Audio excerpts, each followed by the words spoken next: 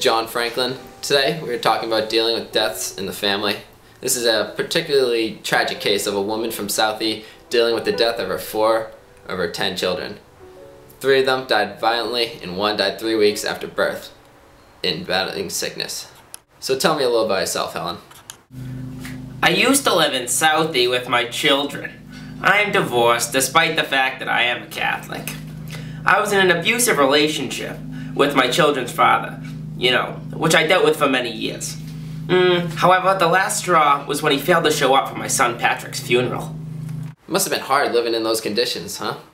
Yes, indeed it was. So tell me a little about your son, Patrick. Though Patrick was in the earth for 3 weeks, he was a great boy. He never cried, and I would wake up every morning to his smiling face. And how did he die? It started off as him coughing, and I grew concerned. I took him to the hospital, where they diagnosed him with pneumonia, but they wouldn't treat him. They said I didn't have the proper insurance. I didn't have enough to pay for treatment myself. He was turned away, and later died in his crib after being unable to breathe. So how did you feel after Patrick died? I was devastated. How could a hospital turn away a sick baby? He was dying with nobody to care for him. It wasn't the sickness that killed him, it was Southie. Being such a poor community, there wasn't enough care for those who needed it the most. Now tell us about Davy. Davy used to be a great boy. He excelled in school, attending Boston Latin, a prestigious public school, but because he was the oldest, he bore the brunt of his father's anger. He endured the beatings and mental abuse and even found Patrick dead in his crib. He ran away to California where he stole to get by and eventually got arrested. So I sent an island to straighten him out. He came back a little different, a little on edge. I decided to send him to Mass Mental Institution. For the next couple of years, he would talk to himself and get very angry for no reason.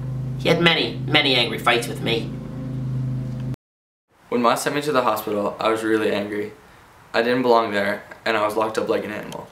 They were feeding me medicine that I didn't need, so I didn't take it. I realized that no one was going to take me seriously from now on, only seeing me as a crazy man. At Mass Mental, they diagnosed him as a schizophrenic. We eventually got to see him home on weekends. Then after a while, he came to live with us. The one day, he just jumped off the building. Sounds terrible. It seems that those previous deaths that medical care was not readily available for the poor. Now tell me about your other losses. My son Frankie had gotten out of Southie, as we used to say.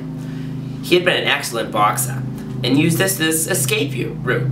He found a wife and moved into an apartment. He was our brightest hope. However, he was really close with his brother Kevin, who was into stealing.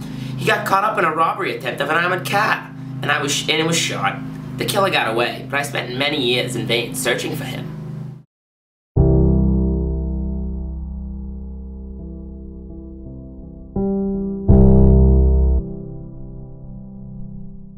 I was just trying to help my little brother Frankie. He got caught up in some deep, and I just wanted to help. Man, crime's crazy. I didn't know what I was getting myself into. I didn't know what he was getting into. We're from Southie. We got soul. Southie had an extremely high crime rate, unbeknownst to most. Whitey Bulger worked hard to make South Boston seem crime-free and flourishing. This led to less in police force and a very high death rate. Oh God! Oh God! Michael, you haven't talked yet. Tell us about yourself. I'm Michael Patrick McDonald. I grew up in Southie and still live there. I'm currently working on a novel. I think Southie is the best place in the world. Tell us about your brother Kevin and his death. Growing up, I was really close to Kevin. I used to participate in all of his conniving schemes to take money from innocent people. I always knew someday all of his bad deeds would catch up with him. I just didn't want to believe it. He truly just wanted to help out the family and Ma. At the time of his death, he was caught trying to rob a jewelry store. He was imprisoned at the Bridgewater State Hospital for the criminally insane and attempted suicide, but failed. He tried again and was successful.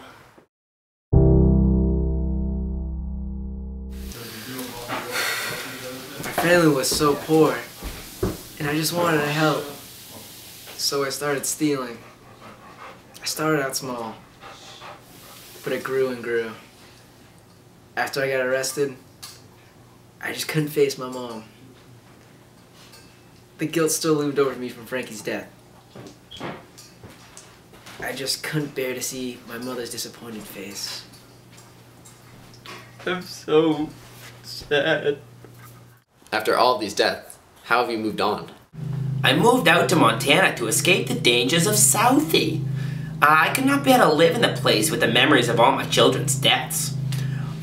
Walking the same streets they used to walk when they were alive, the sadness was overbearing. So I decided I needed a change. Now I travel around spreading awareness for parents to be involved in the children's lives so they don't make deadly, destructive decisions. John F. Kennedy once said, "It's not what your country can do for you, but what you can do for your country." I intend to help out the Boston community. I established a gun buyback program that gives cash for those willing to hand over their weapons. I believe that this is the first step in making Southie a better place. By doing this, I am keeping the memory of my brothers alive. And alright, thank you for your time.